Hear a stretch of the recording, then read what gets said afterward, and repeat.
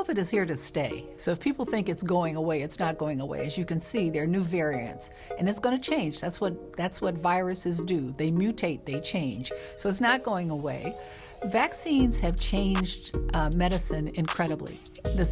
You can't believe it.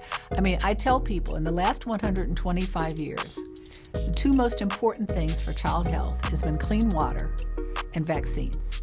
And at the turn of the 20th century, 107 out of every 1,000 babies would die before their first birthday from vaccine-preventable diseases, from water contamination, and all just because we couldn't care for them either. Now it's 5 to 7 per 1,000 because babies who die now before a year of age are usually born too soon, too small, or have congenital defects that will not allow them to live. So people aren't afraid of the things that they used to be afraid of.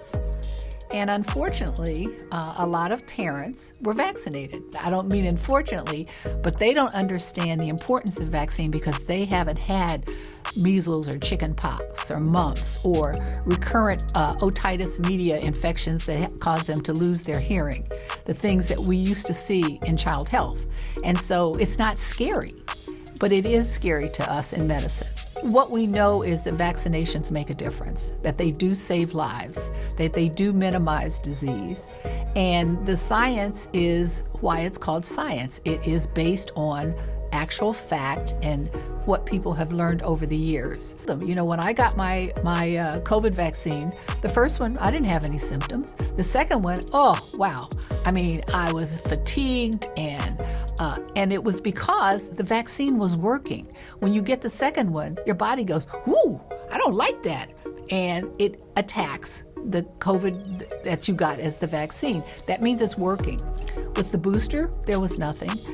So herd immunity, it's H-E-R-D, and it means like a herd of cattle, okay? And so if my child's vaccinated, your child's vaccinated, the kid across the street is vaccinated, that disease probably isn't going to be in our community. But when you have a low vaccination rate, those diseases can come back in. And remember, we're an international country. People come from all over the world. They had an outbreak in Columbus because they had people who came to go to college and brought diseases from other parts of the world. So it is very important. You get down to a certain level, and then the disease is going to be reintroduced into the population. What we're concerned about now is we don't have enough people vaccinated, and so the herd immunity is not there. So I say to people, you can't go back to the way it was. You need to wear your mask, keep your distance.